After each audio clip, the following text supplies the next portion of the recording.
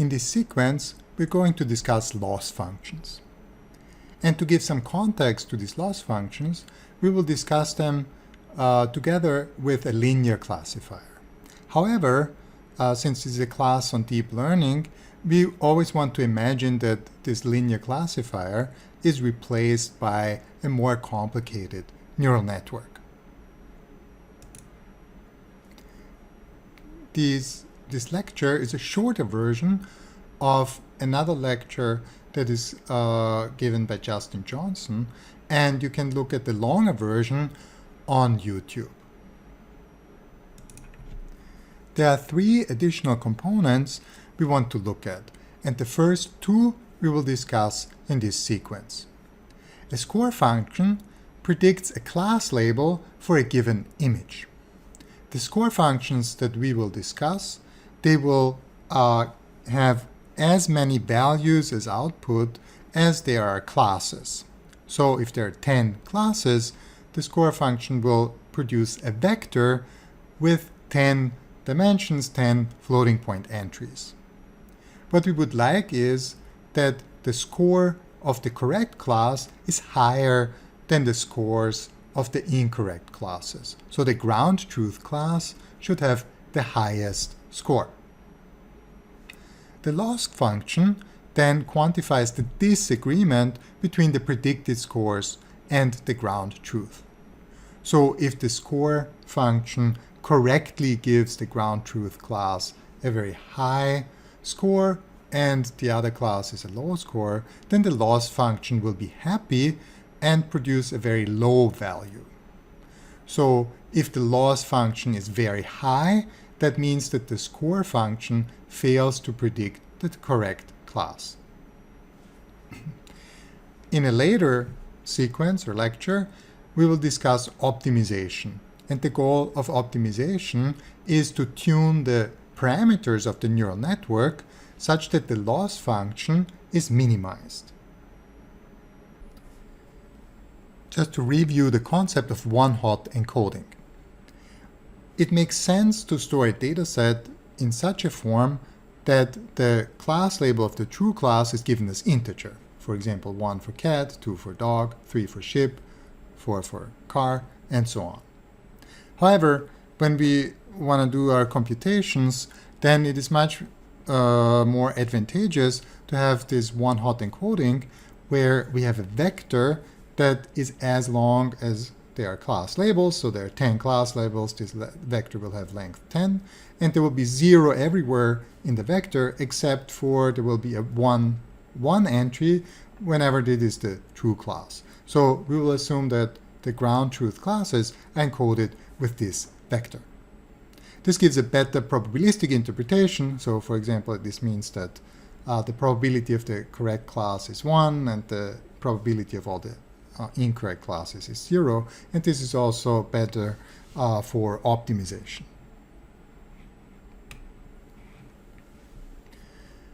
As a score function, we'll just, as we discussed before, assume a linear function. But again, we'll always imagine that this score function is given by a complete complicated neural network. Also, as a review, we'll just assume that images are given as vectors for now. So each image is encoded as a vector xi with dimensions, with d dimensions. So again, let's look at Cypher 10. An image, it has resolution 32 times 32 and it's RGB. So we have 3072 numbers to describe each image. And again, as a reminder, if you look at a cat to the left that is downsampled to this 32 times 32 image, it is quite a small image. So in the dataset, we are given a set of images xi with corresponding labels yi, encoding the ground truth class, and these labels are from a set of k labels. Again, Cypher 10 has k equals 10, 10 different classes. We're using a linear function, a score function, that takes an image xi in vectorized form as input, and the score function has parameters w This is a matrix W and a vector B. The input to the score function is d-dimensional, corresponding to the number of pixels times 3 of the input image, and the output is k. Again, k is the number of classes.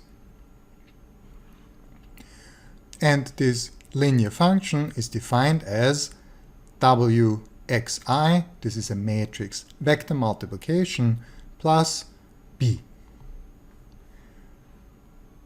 And this discussed, these are images xi, the weight matrix W has the size k times d, so for cipher 10 we would have 10 times 3072 equals 30,000 something. B equals, B is an element of Rk, so B has 10 entries. The output vector also has 10 entries. So each element of this output vector is the class score for each of the 10 classes, assuming we're talking about cipher 10 still. And this is basically the same thing as a neural network that consists of a single linear layer. So here you see an example how this would be computed. And in this example, we assume that this input image doesn't have 3072 values, but it only has 4 values that describe this image. And these 4 values are given by this vector xi. And so in order to compute the output of this linear layer, we compute w times xi plus b. And if you want to check your knowledge of matrix vector multiplication, you can verify that these are indeed the correct scores. So we do want to simplify the notation again. And again, as a note, this is not some implementation trick or anything. It's really to shorten the notation on the slides. And it's also easier if you can just refer to all these network parameters, network weights, as this matrix W.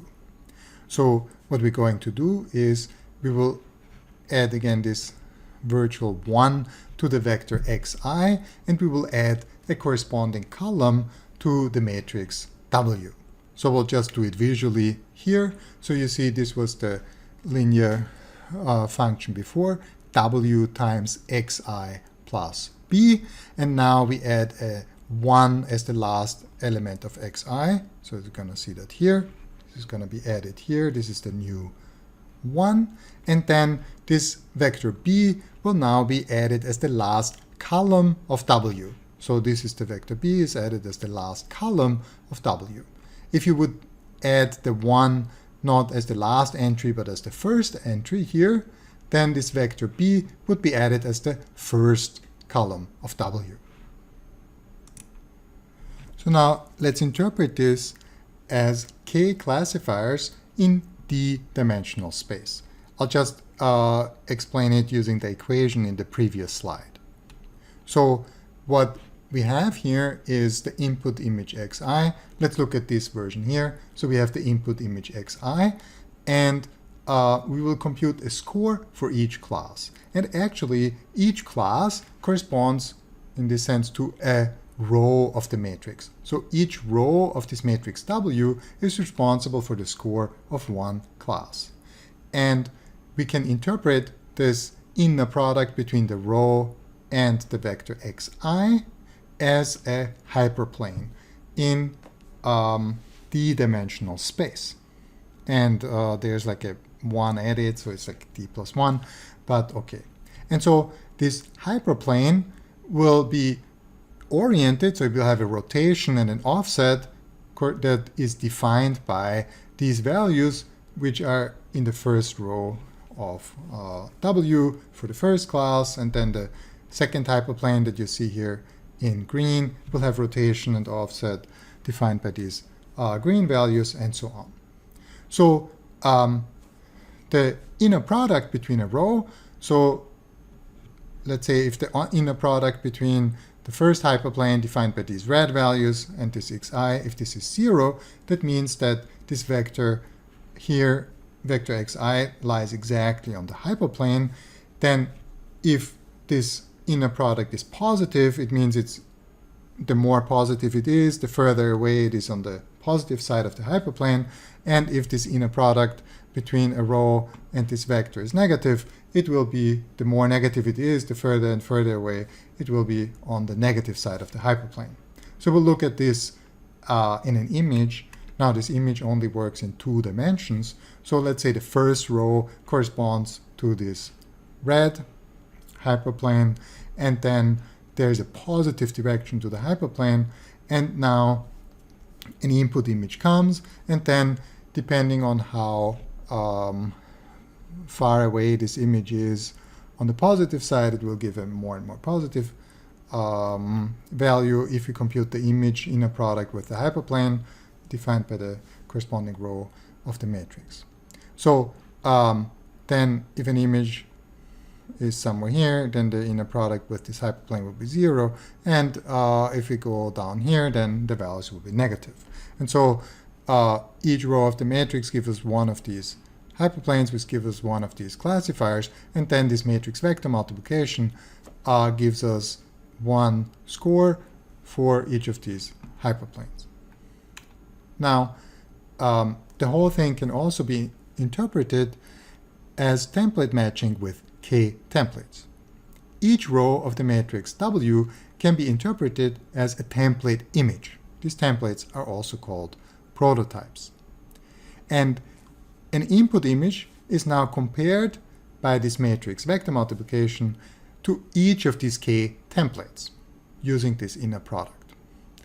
And below is a visualization of the 10 templates learned from Cipher 10. Look at this plane template, for example. It's not a surprise that the plane template has a lot of blue because the sky is blue and we expect planes to be in the sky. However, if you look at an actual plane, you will not find one. It actually seems to be heavily determined by the background, this particular template.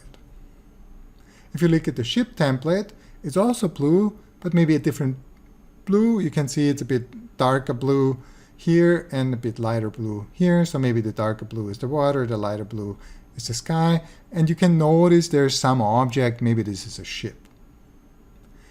The plane, maybe this is a plane, but yeah, I guess this is a plane, and then maybe there's some clouds around it, or hard to say what that is.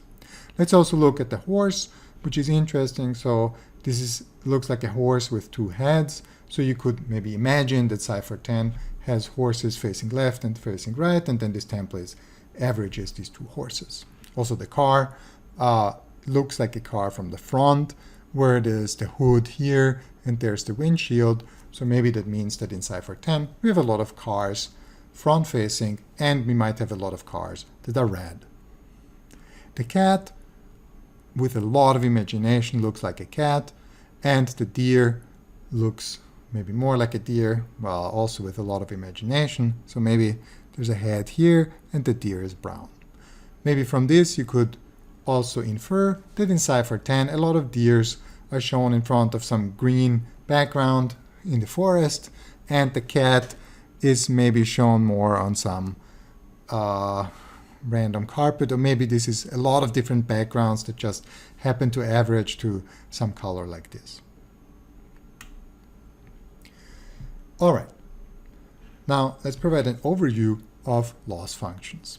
So the loss function measures the unhappiness with the predicted scores, and again, so what we want is that the loss function is 0 if it is perfectly happy with the predicted scores, and it should be higher and higher the more unhappy it is.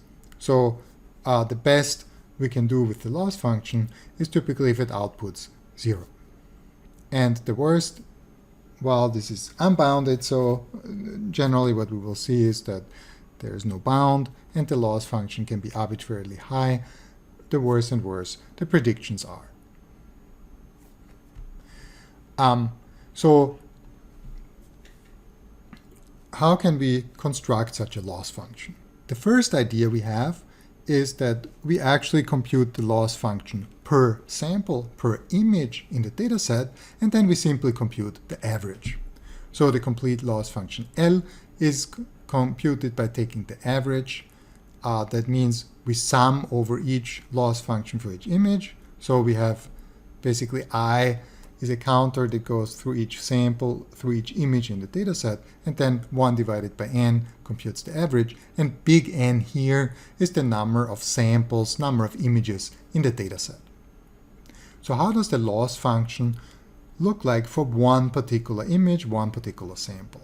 So the loss function Li looks at the output, that means the output of the score function, the output of the neural network. Let's say in our specific case, we always discuss this linear classifier. So we have fx, so it takes the image x as input, and actually this should be x subscript I. Right, so it's the score function, and then it just compares the score function to the ground truth label yi somehow. So we'll discuss in the following what are good ideas, how can we compare the two. So we'll look at two popular losses, two popular loss functions. We will look at the hinge loss for an SVM classifier, which is also called max margin loss or multi-class support vector machine loss. We'll look at the cross-entropy loss for a softmax classifier that is also called softmax loss. And note that there are multiple versions of these losses. We'll just look at two popular ones. First, we'll discuss the multi-class support vector machine loss. What the goal here is that the correct class should receive a score that is at least a margin delta higher of the scores of all the other classes. So for example, if the correct class is cat and the cat score is 5, then we would like that none of the other scores for all the other classes is higher than 5 minus delta.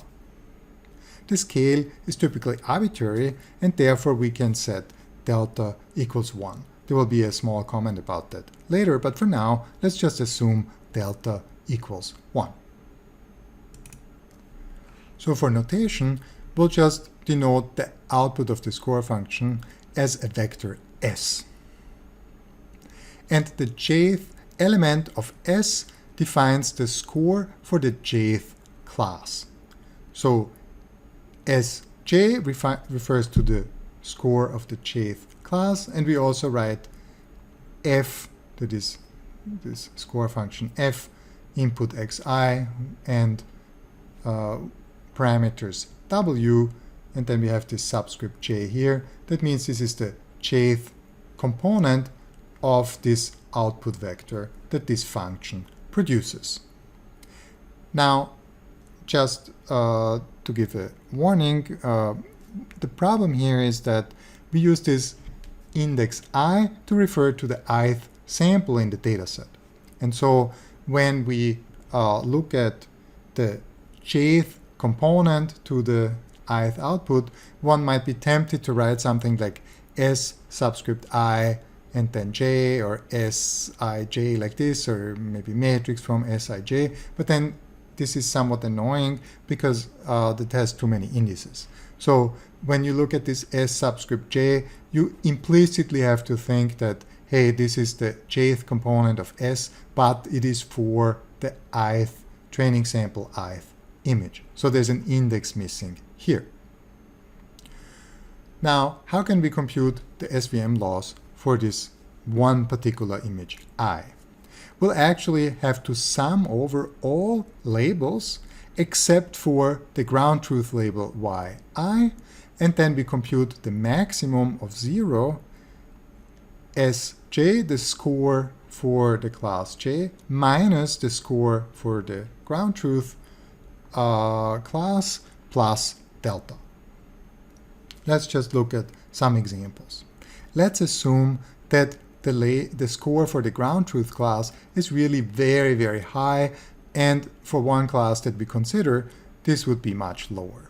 So then Sj minus this would be a very small negative number, and then so it would be very, very negative. Then we add delta, we add 1, doesn't make any difference, so this is going to be a very negative number, and then the maximum of 0 and the negative number is going to be 0. All right, so goal achieved. If let's say this other class that we look at now has the same score as the ground truth class. In this case, this will be 0, and we would accrue the error delta, because max of 0 and delta is delta. So if the score of the correct class and another class is the same, we would exactly make the error delta. And if a score is somewhere in between, is smaller than the score of the ground truth class, but it's still not delta smaller, then there will be some error that is between 0 and delta. Now we sum over all labels except for the label, or all classes except for the ground truth class. However, if we would just include that out of convenience, because maybe we don't want to have this cumbersome notation, then this would just add a constant offset. So one could also do that. Let's look at an example calculation. All right. So here we have 3 images and 3 classes. So this is the input image, which depicts a cat. So what we see here is that cat is the correct ground truth class, and it has the score 3.2. So now the loss will look at all the other classes that are not the ground truth class. So it will look at car and frog, and it will look at the scores and compare it to the value, the score of the ground truth class. We'll look at the difference between the two, and so in this case we will look at 5.1 minus 3.2, which is 1.9, and then we will add delta. We assume delta equals 1, so we get 2.9. So this car has a higher score than cat, so there's an error that we make, and basically this will be quantified by 2.9 by our loss. Then here frog is more than delta equals 1, smaller than 3.2, so there will be no contribution to the error here. Now, for this example here, this depicts a car, and you see that car has a score that is more than 1 higher than these two other scores, so as expected, the error is 0. So the loss is 0. This is a particular bad prediction where the value of frog is minus 3.1, a lot smaller.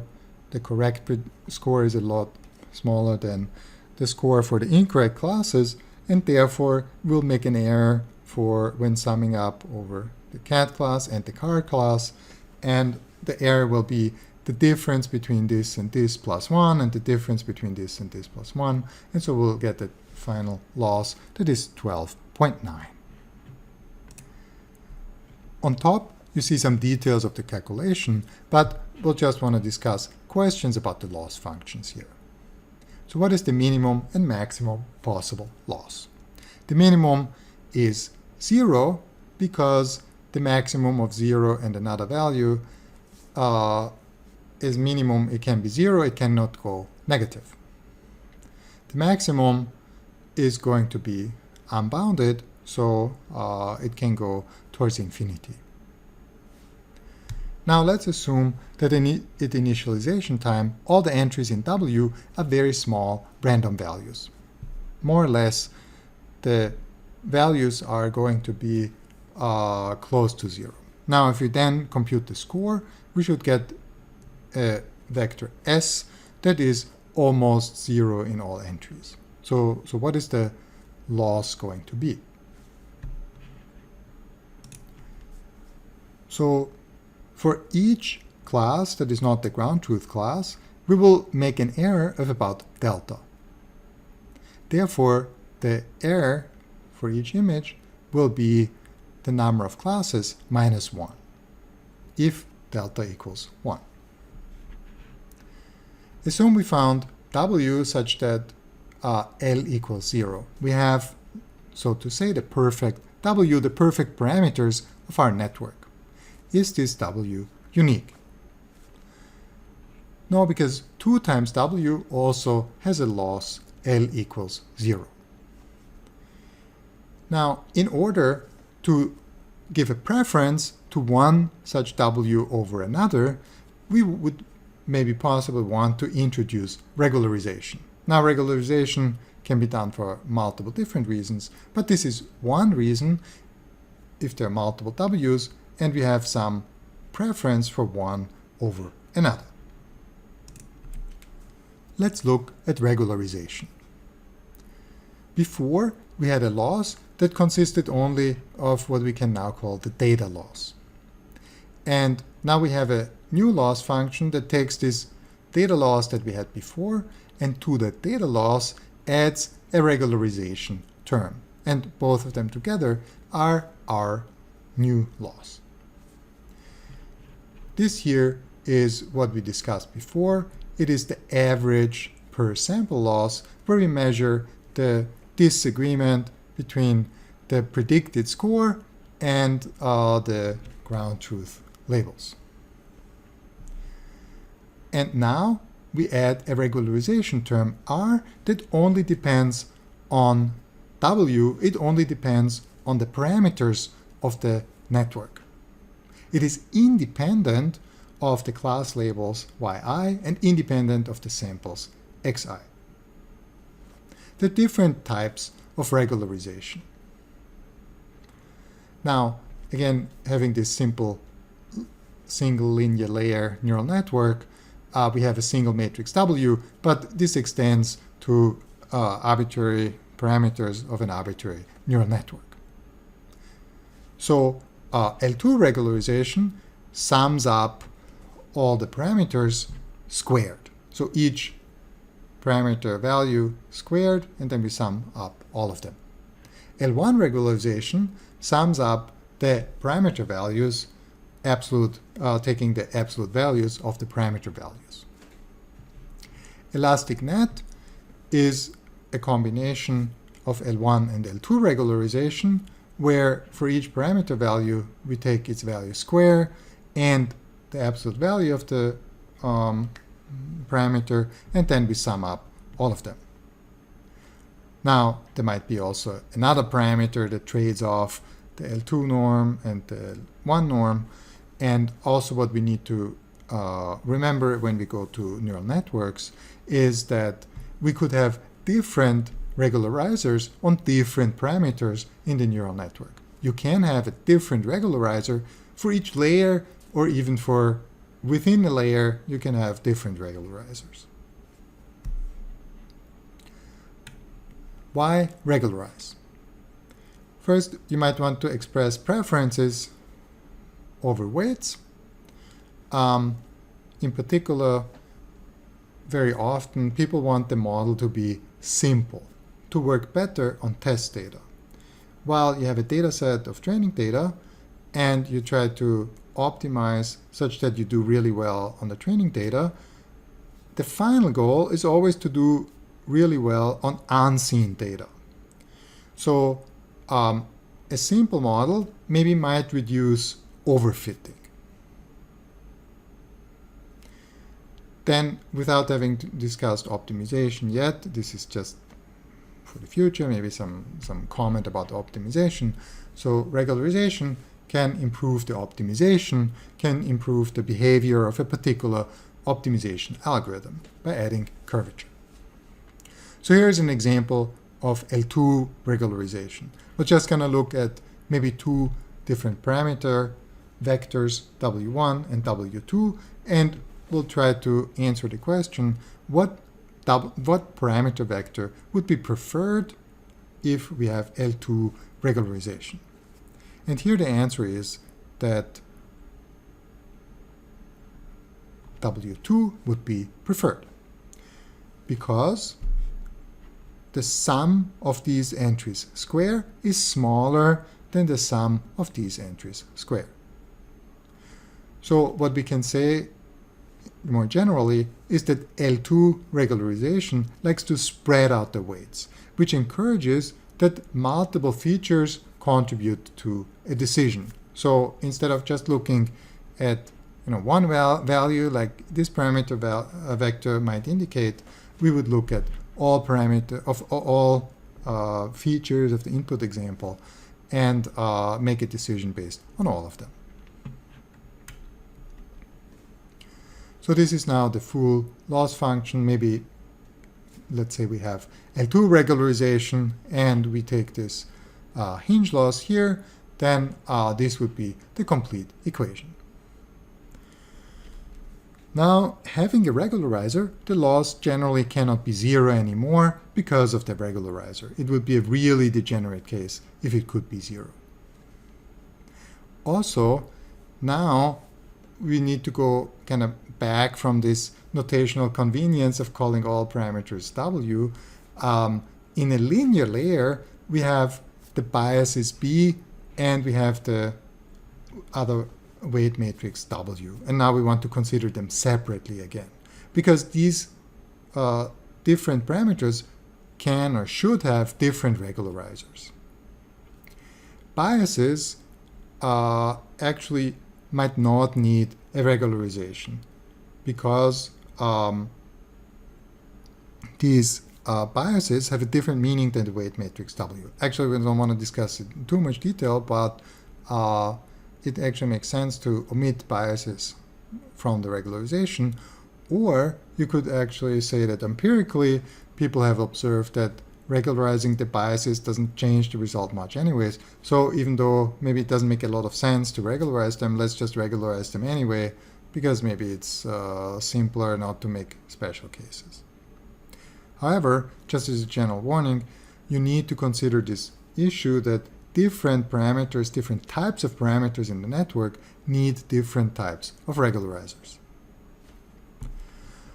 So the parameter delta can be set to 1 as discussed. However, you need to remember that delta interacts with lambda, that is the strength parameter of the regularizer, and they control the same trade-off.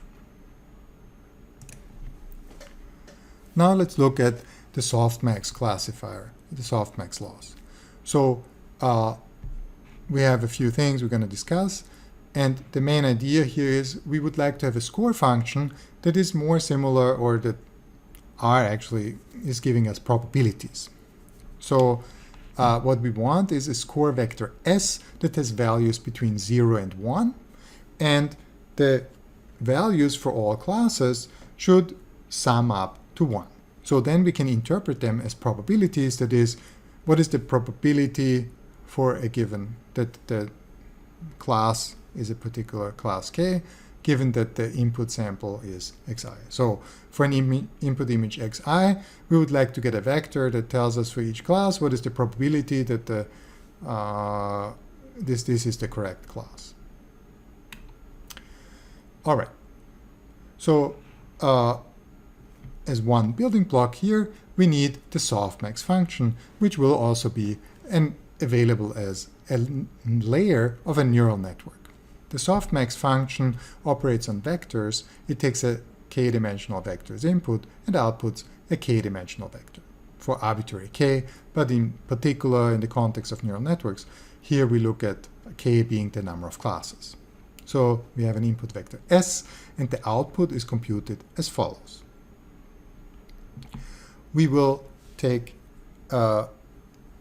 for the ith entry of the output, we take the ith entry of the input and take it e to the power of that. So we exponentiate this entry, and then we sum, and then we divide over the sum of all entries in the input vector e to the power of. So it is easier to actually think of this as a two-step computation. We're given an input vector, for example, 3.2, 5.1, minus 1.7, and then we compute the entry-wise exponentiation. So 3.2 e to the power of is 24.5, then we take e to the power of 5.1, giving us this, e to the power of 1 minus 1.7 gives us this value. And now this is what we would call unnormalized probabilities, and these we normalize to give us normalized probabilities, or simply probabilities. We see the values sum to 1. Now this is not 0, but approximately 0. So now these we can interpret as probabilities. And so, for example, this means, hey, the car probability that this image was a car is 87%, probability was a cat is 13%. And so this is the belief of the network. It would predict these probabilities. All right. So again, values are greater or equal to 0, sum to 1. And if you're interested in implementation, maybe just look at the documentation of these two functions. All right. So now we have a new score function, and now we'll look at the loss that goes together with this score function. So we have a cross-entropy loss. So the cross-entropy loss computes the minus log of, this is the softmax, the correct class. So we have now an output of, so this is like the softmax gives us an output of an output vector of probabilities per class. We'll just look at the correct class, that means the ground truth class, and we check what probability is predicted there, and we take the minus log of that value.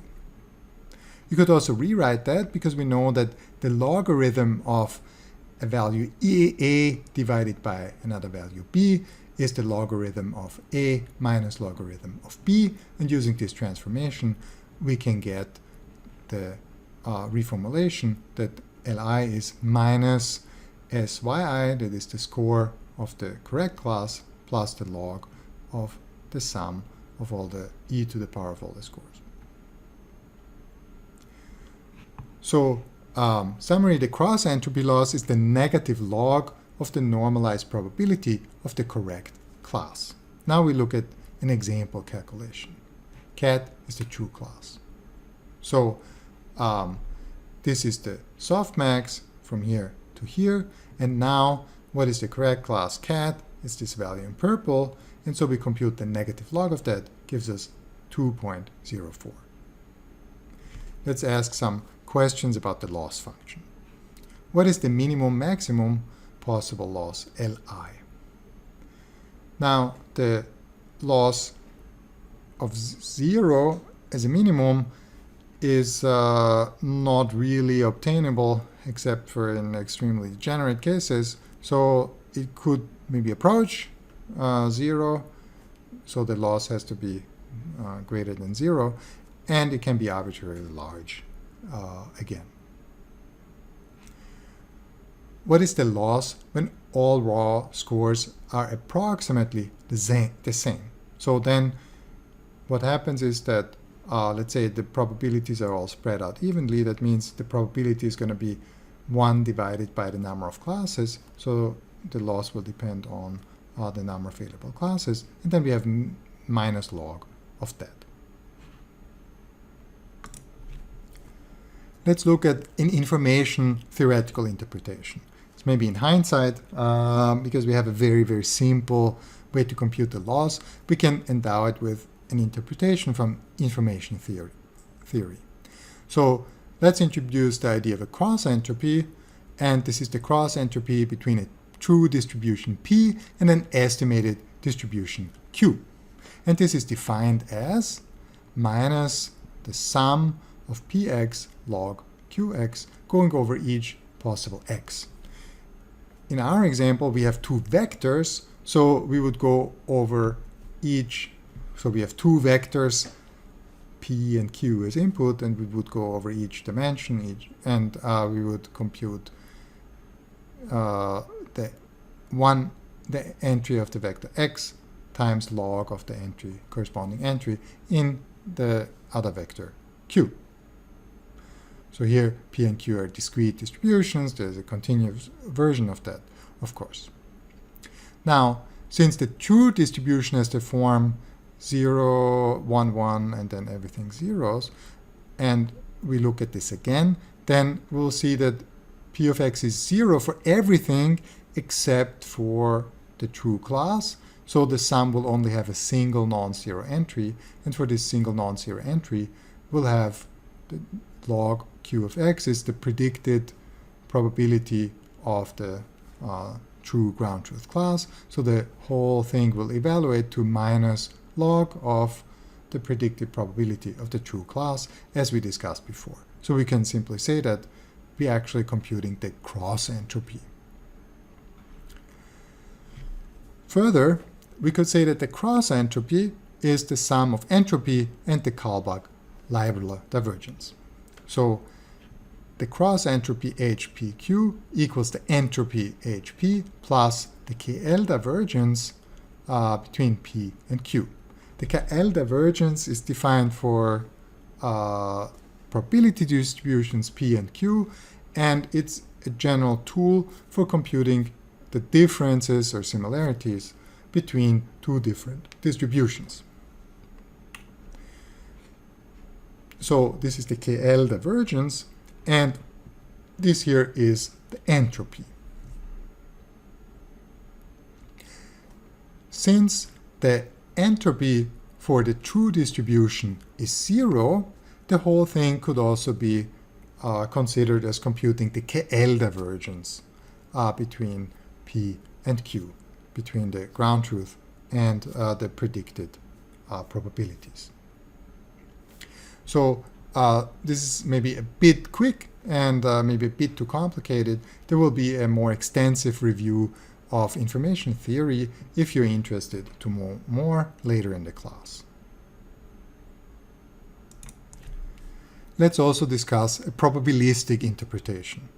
The probability of the true class yi given the image xi is computed like this, and so the cross-entropy loss can be interpreted as minimizing the negative log likelihood of the correct class, as discussed before, and then this can be interpreted as performing maximum likelihood estimation, or MLE for short. Further, we could interpret the regularizer as a Gaussian prior over the weights W, and this then would yield maximum a posteriori estimation, or MAP for short.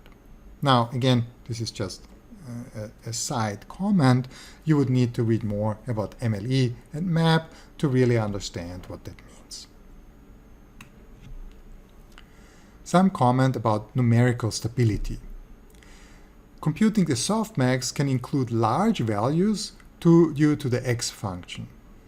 And so we can reformulate by taking this and multiplying with the same constant c on top and bottom, which then gives us this formulation if we move the c inside the e.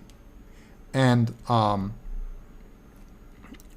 if you look at this, then actually this gives a shift. So the whole thing is shift invariant, so we can shift the input vector before passing it to softmax, and a good choice is to apply a shift so that the max value is 0 to avoid very large values. So here's another example computation that you can look at by yourself if you're interested. Just some other words about SVM versus softmax. So softmax is never fully happy, and SVM is happy if the margin is satisfied. So that means during optimization, it's easily possible that the loss for a particular image is already 0, and then the optimizer wouldn't do anything based on this particular example. So if the score of the correct class is already large enough, then nothing would be done here, whereas the softmax loss would continue to push and push and push and drive the probability of the correct class higher and higher, closer to 1, and the probabilities of the incorrect classes closer to 0. So softmax has a better semantic interpretation as probabilities, which can be helpful. And there's a link to an interactive demo from Stanford that looks at linear classifiers. We'll look at just this visualization here. What we have are samples. So we have 3 red samples. That means 3 samples belong to the red class, 3 samples that belong to the green class, and 3 samples that belong to the blue class. And now we want to have this linear classifier that gives these hyperplanes. So the blue hyperplane for the blue class, the green for the green class, and the red for the red class. And it wants to reposition these hyperplanes such that the images or the samples are correctly classified. So what you see here now is that the red area here says that everything inside the red area will be classified red, everything inside the blue area classified blue, and everything inside the green area that's currently not visible will be classified as green. So what does that mean? So that means that this is incorrectly classified, because it will be classified as red. These 2 red ones will be classified correctly. All the 3 green ones will be classified incorrectly. And so now we'll start optimizing. And so you can see that fairly quickly now we have that these red samples are classified correctly as red because they are on top of this red background. The green samples are classified correctly as green, and the blue samples are classified correctly as blue. And the hyperplanes are here, so that what you see is that the blue hyperplane is given here, and that, for example, you notice that, hey, the green point is also on the positive side of the hyperplane. Doesn't that make any trouble? Well, it actually does not, because if you look at the green hyperplane, it is further away from the green hyperplane than from the blue hyperplane. Therefore, green will still be correctly predicted. Also for the blue hyperplane here. So you see that the red points here are far away from the red hyperplane on the positive side, so they will receive a large positive score. Let's just see where this whole thing goes. Optimize a bit more.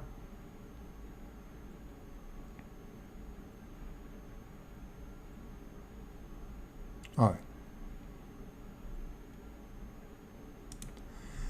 You can also look at all these values and play with them around yourself if you're looking at this interactive demo that's reachable from the link in the course notes.